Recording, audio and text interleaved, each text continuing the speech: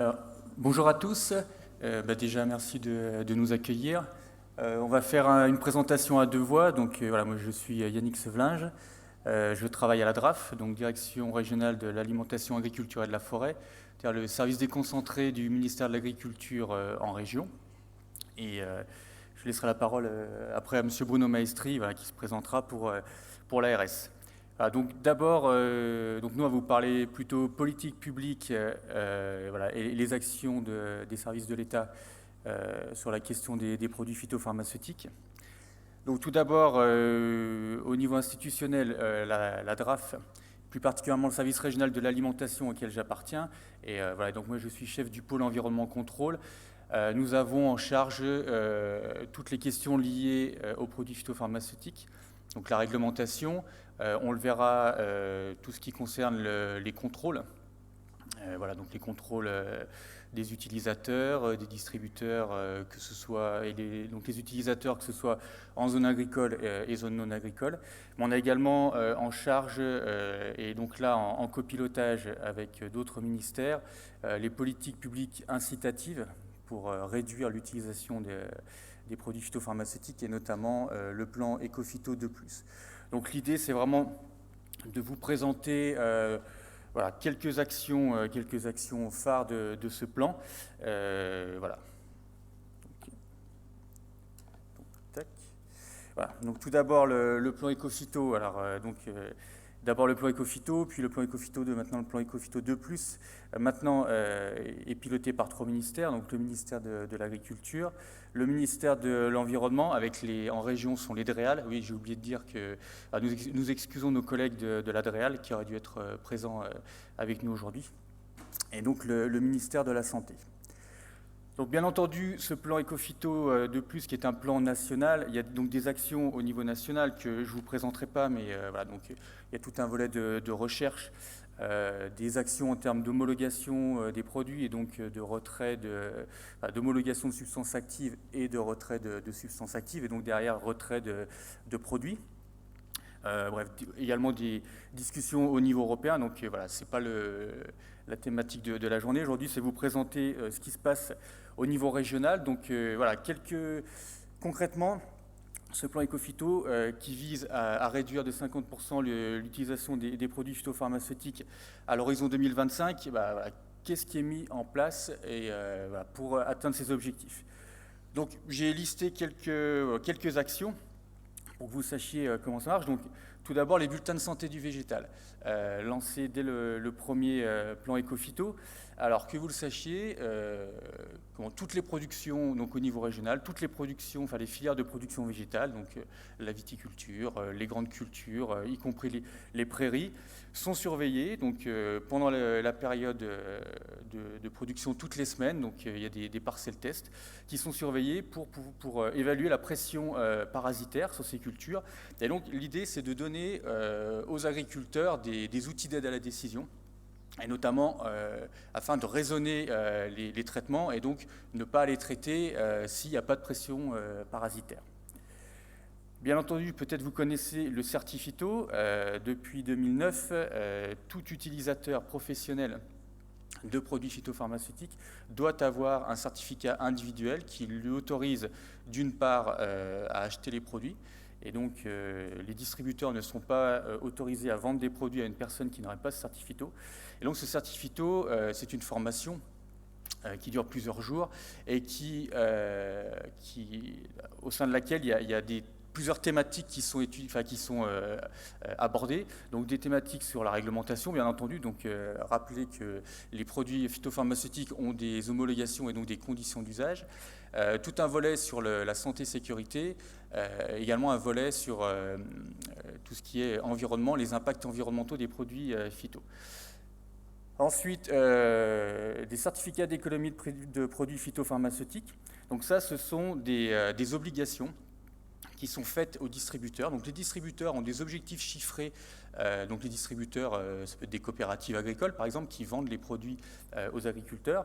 Et donc ces distributeurs ont des objectifs chiffrés en termes de proposer aux agriculteurs des alternatives aux produits phytopharmaceutiques. Alors par exemple, on peut penser, au lieu de vendre des insecticides, on peut vendre des filets anti-insectes, par exemple pour les producteurs de fruits et légumes. Voilà, ça peut être proposé des produits moins nocifs, par exemple les produits de biocontrôle ou des produits agriculture biologique. Donc voilà, donc ça c'est ce qu'on a vu auparavant, c'est plutôt à destination des utilisateurs. Donc les certificats d'économie de produits phytopharmaceutiques, c'est à destination des distributeurs. J'aurais pu rajouter maintenant une obligation de séparation entre la vente et le conseil, c'est-à-dire que les coopératives qui vendent les produits n'ont plus le droit de faire de conseil. Voilà, donc il y a maintenant une séparation de ces deux activités. Donc ça fait partie des points que l'on peut contrôler. Et également, il faudra que je rajoute, c'est tout ce qui est le volet enseignement. Donc maintenant, tous les établissements d'enseignement agricole, dans le cadre du plan enseigner à produire autrement, sont pleinement impliqués dans ces questions de réduction de produits phytopharmaceutiques. Donc les fermes, les exploitations de lycées agricoles sont incluses dans les observateurs qui permettent de rédiger par exemple le bulletin de santé du végétal. Les enseignants ont des objectifs en termes d'enseignement, donc voilà, pour sensibiliser les futurs agriculteurs, les futurs exploitants, parce que voilà, il y a un volet pour essayer de changer les pratiques, et puis il y a un volet pour donc les pratiques actuelles, et puis un volet d'enseignement, donc pour changer les pratiques à venir des futurs professionnels. Et donc 2 points sur lesquels je veux juste un petit peu plus m'attarder. Donc les collectifs, donc sachez qu'il existe, qu'un mouvement est mis en place, un mouvement qui se voit sur le terrain, avec des collectifs d'agriculteurs qui sont engagés de façon volontaire. Je vais vous présenter ça rapidement pour que vous sachiez un petit peu en Bourgogne-Franche-Comté ce qui se passe.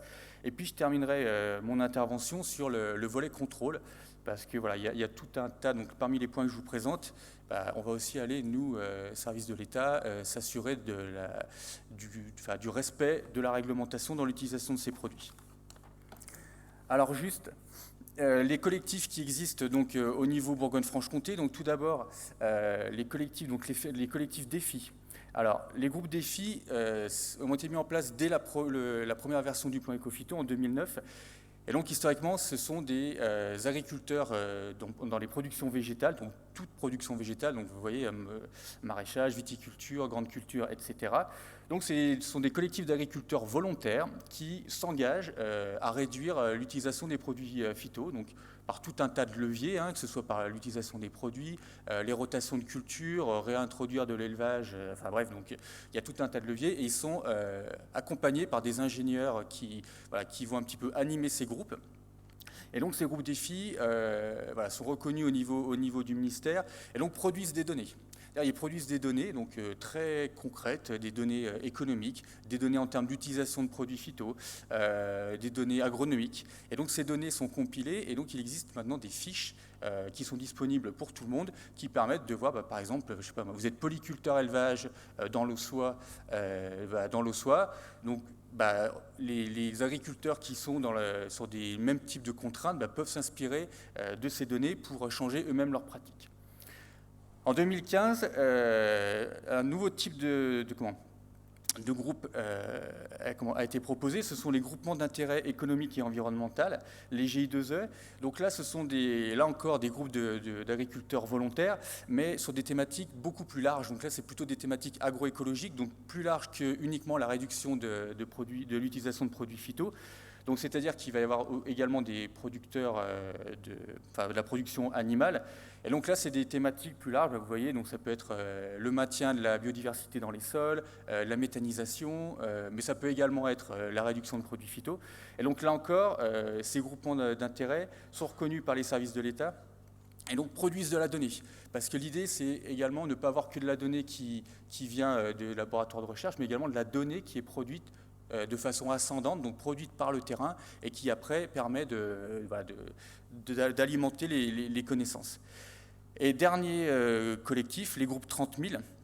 Alors, les groupes 30 000, c'est la suite des groupes défis. Donc les groupes défis, eux, tous les ans, doivent rendre, enfin les ingénieurs qui suivent ces groupes doivent rendre des fiches très précises au ministère, donc afin de pouvoir produire de la donnée. Les groupes 30 000, l'idée c'est de faire un peu tâche d'huile à partir de ces groupes défis. Et donc là encore, c'est des groupes d'agriculteurs qui sont volontaires.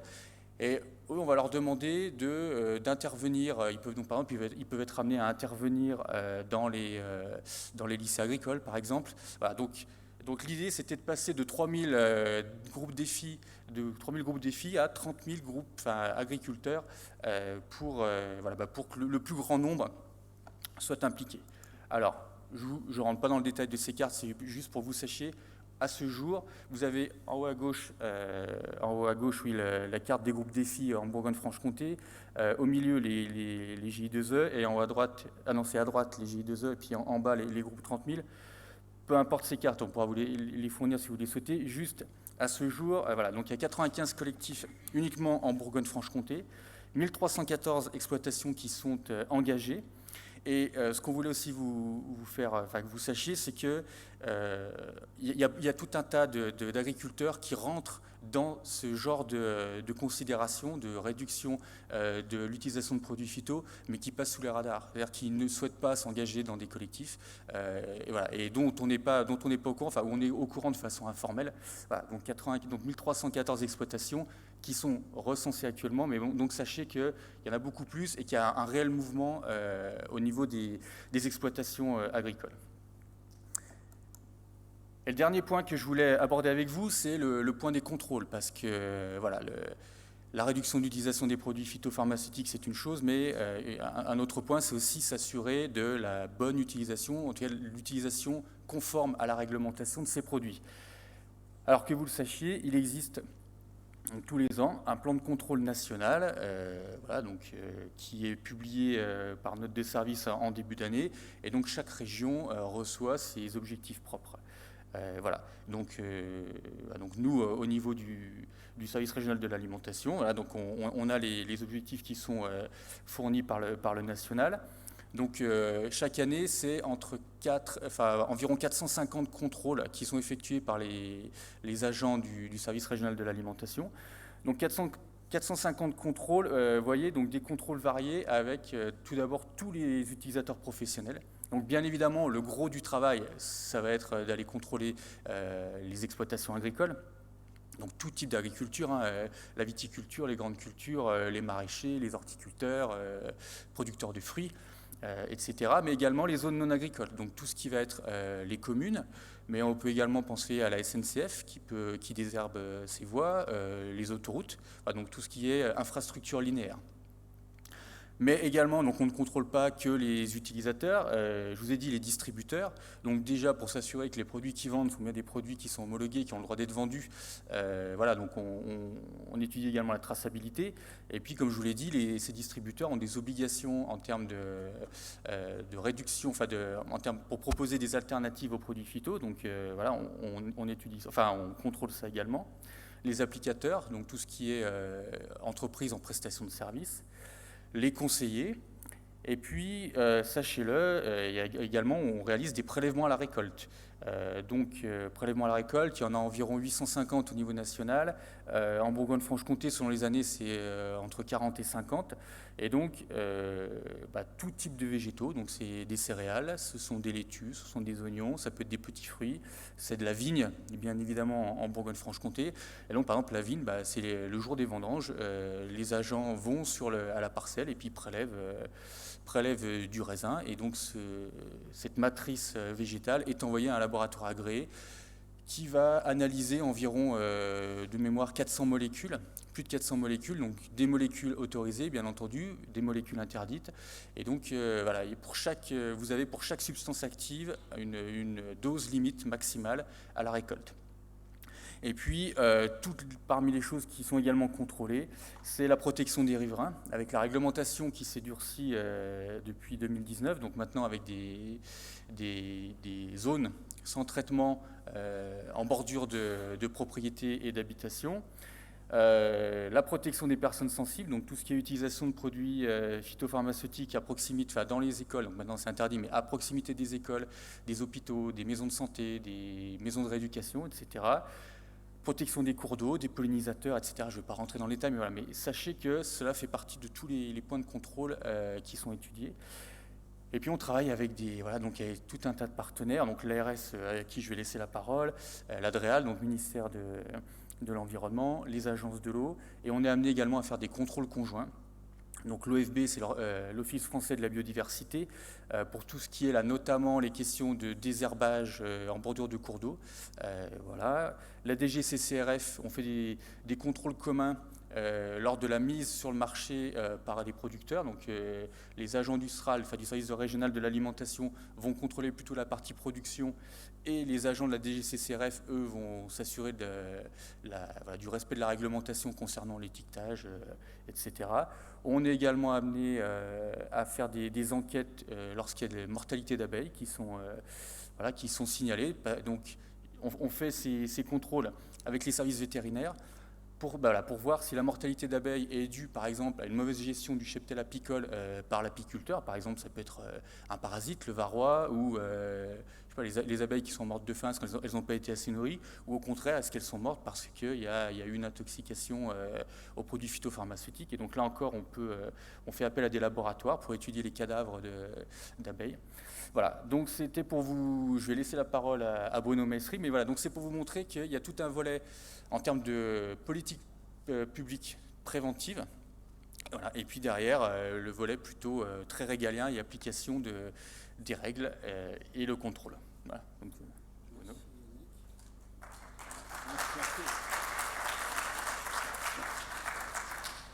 Alors, effectivement,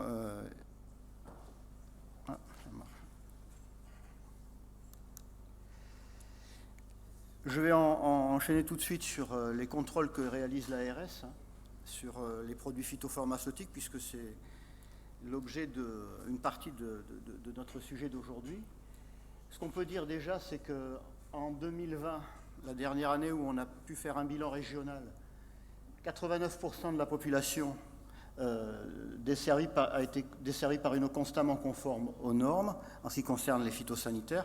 Alors ce qu'il faut savoir, c'est qu'en termes de produits phytopharmaceutiques, on analyse des centaines de molécules. Hein. Les laboratoires aujourd'hui d'analyse sont capables de prendre en compte des centaines de paramètres.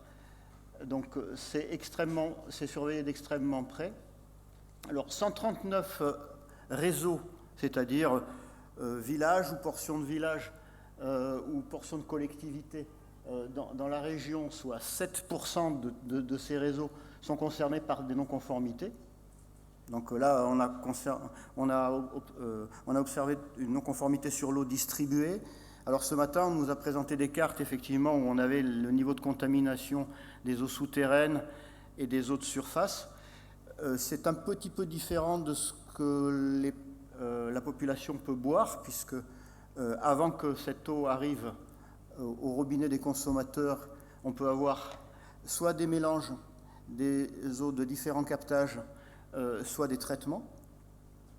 Mais le fait est que 7% des réseaux qui concernent à peu près 267 000 habitants ont des problèmes assez récurrents de non-conformité. Donc ça donne une idée de l'exposition, je dirais, par l'eau de la population. Alors quand, exactement comme les contrôles de la DRAF, quand les contrôles s'avèrent négatifs, enfin positifs plutôt, dans ce cas-là, c'est-à-dire que quand on a des concentrations qui sont mesurées, qui sont supérieures à une valeur maximale qui nous est communiquée par l'ANSES, ou alors quand on n'a encore pas de valeur maximale, parce que... Oui, c'est plus facile pour le public, pardon. Ou alors qu'on a des valeurs... ou alors qu'on n'a pas de Vmax, c'est-à-dire qu'on n'a pas de valeur maximale, parce que l'ANSES ne nous en a pas donné, tout simplement, eh bien, on est obligé d'appliquer des restrictions, ce qu'on appelle des restrictions d'usage. 8 réseaux dans la région sont dans ce cas de figure. Ça représente 7700 habitants. Et bien évidemment, ces réseaux font l'objet d'un contrôle analytique renforcé, c'est-à-dire que ce qu'il faut savoir également, c'est que ces contrôles sanitaires sur l'eau sont fixés par la réglementation, donc nous n'avons pas de marge de manœuvre sur la fréquence de prélèvement, mais quand des non-conformités sont constatées, c'est à l'appréciation de l'ARS que se déterminent les fréquences et le nombre de contrôles. Ceci à la charge de la collectivité. Alors ensuite, bien sûr, dans ce cadre-là, il y a une information renforcée de la population sur les conditions d'usage de cette eau. Donc, bien sûr, ne pas la consommer. Et puis, un point important, en cas de... Les restrictions d'usage s'appliquent aussi quand on a un dépassement, on n'a pas de dépassement, ce qu'on disait ce matin on n'a pas de dépassement des quantités de pesticides prises individuellement, mais on arrive quand même à 0,9 microgrammes par litre globalement, ou pour tout métabolite pertinent ou pas. À ce moment-là, on est aussi dans un cas de restriction de consommation.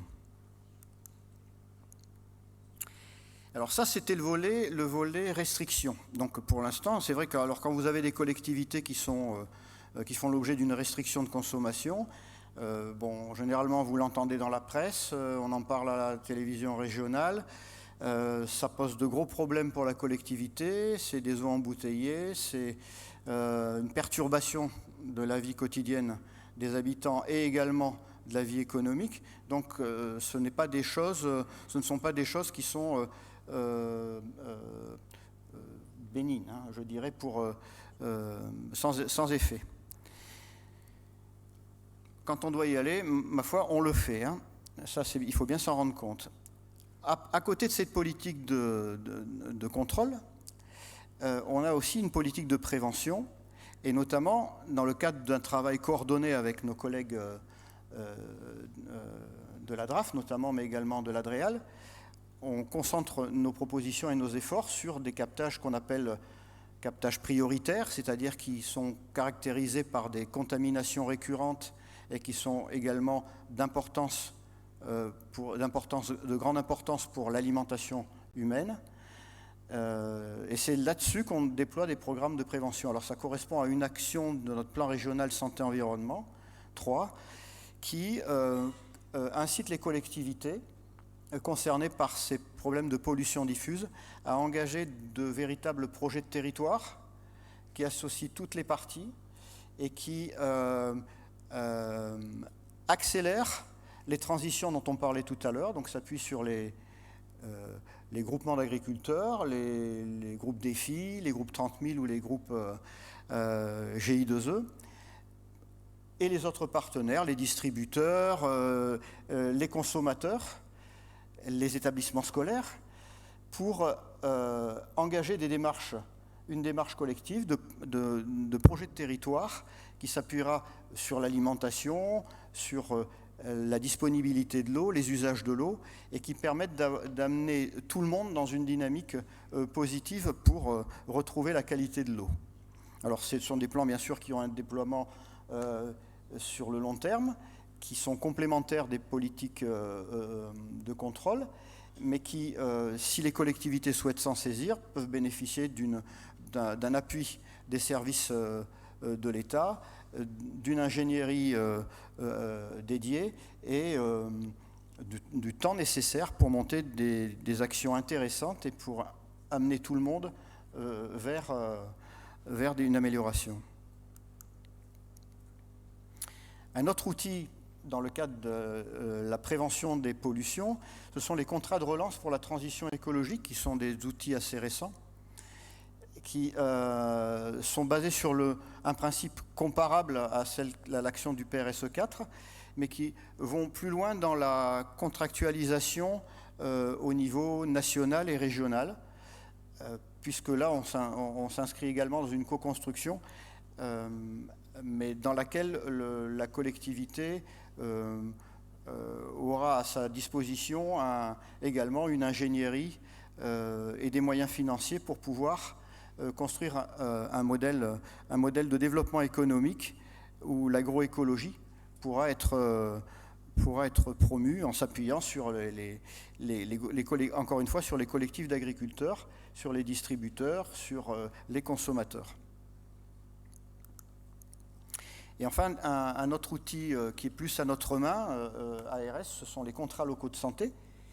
Alors dans ces contrats locaux de santé, on peut traiter de la question des phytosanitaires si le territoire s'y prête, hein, si vraiment on a des problèmes de pollution. On le fera bien sûr en lien étroit avec nos collègues de l'agriculture, puisque l'idée n'est pas de démultiplier dans différents contrats les mêmes politiques en tuyau d'orgue, mais bien plutôt de partager les priorités et d'avoir une cohérence d'intervention. Donc dans ces contrats locaux de santé, la collectivité et l'ARS définissent des priorités partagées.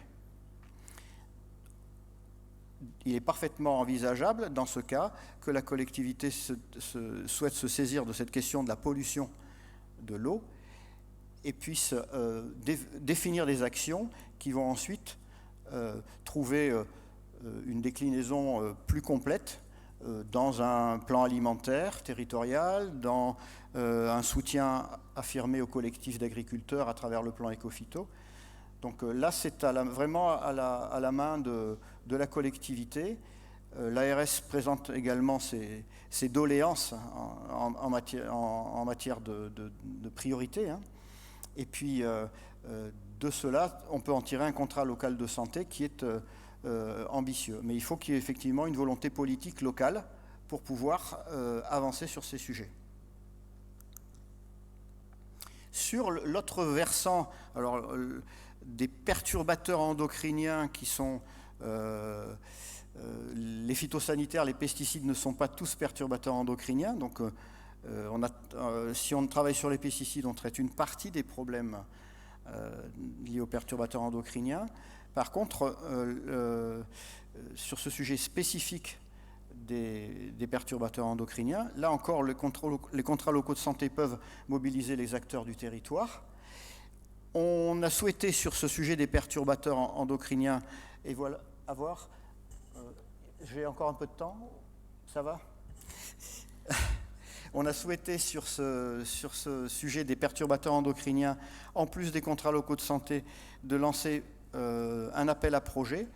Depuis 2018, donc, un appel à projet annuel a été lancé sur ce sujet spécifique des perturbateurs endocriniens. Et donc, vous voyez sur la diapo qu'un certain nombre d'acteurs locaux qui travaillent soit dans le domaine de la santé, soit plus de l'environnement, soit des collectivités, soit des centres sociaux, des conseils départementaux, des communautés de communes, des hôpitaux, des établissements de santé, ont souhaité se porter candidat et donc ont été retenus pour mener des actions de prévention, de retrait des perturbateurs endocriniens, soit dans leur crèche, soit dans leur établissement de santé, soit dans les écoles. Donc nous avons fait une évaluation nous avons procédé à une évaluation en 2020-2021 de ces appels à projets, et donc ça nous permet de voir aujourd'hui ce dont les collectivités notamment ont besoin, c'est de continuer sur un accompagnement sur la sensibilisation et la formation, donc ça va se poursuivre, mais également de proposer de manière beaucoup plus opérationnelle, et ça on le travaillera avec la région, des audits d'établissements, de bâtiments, pour pouvoir identifier les perturbateurs endocriniens et les éliminer. Alors en termes de feuille de route éco-phyto, pour faire un peu un clin d'œil à ce qu'a dit mon collègue en début d'intervention, avec l'Adréal, nous avons commencé un travail de mobilisation des acteurs locaux, ce que je disais tout à l'heure dans le cadre des actions qu'on a évoqué, l'action du PRSE3, de mise en relation des acteurs locaux avec les collectifs d'agriculteurs, donc des collectivités notamment, mais également des distributeurs, des coopératives. Et puis également sur les territoires à enjeu haut, rencontrer les collectivités pour promouvoir le dispositif 30 000 qui est en gros l'ambition du ministère, des ministères pour faire en sorte que les groupes défis dont on a parlé tout à l'heure ne soient pas des laboratoires de l'agriculture de demain, mais que simplement des laboratoires de l'agriculture de demain, mais également des centres d'essaimage de ces démarches. Et donc les groupes 30 000, dans les territoires, ils ont également leur mot à dire sur les politiques de prévention. Et donc il faudra qu'on les rencontre et que les collectivités connaissent ce qui se fait sur leur territoire. Et donc là, ça reste encore quelque chose qu'il nous faut élargir. En termes d'amélioration des connaissances, pour terminer, vous avez entendu parler certainement de l'étude Pestirive qui vise à connaître l'exposition aux phytosanitaires des personnes vivant en zone viticole et non viticole. C'est une étude réalisée par Santé publique France avec l'ANSES.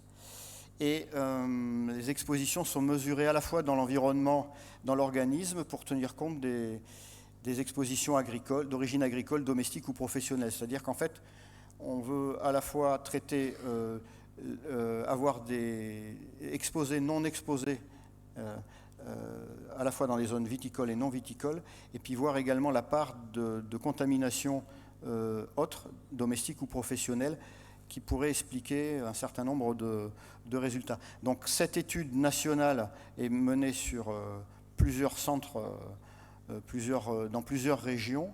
La Bourgogne-Franche-Comté a également contribué avec Auvergne-Rhône-Alpes, la région limitrophe, à fournir des sites d'études. Voilà. Je vous remercie.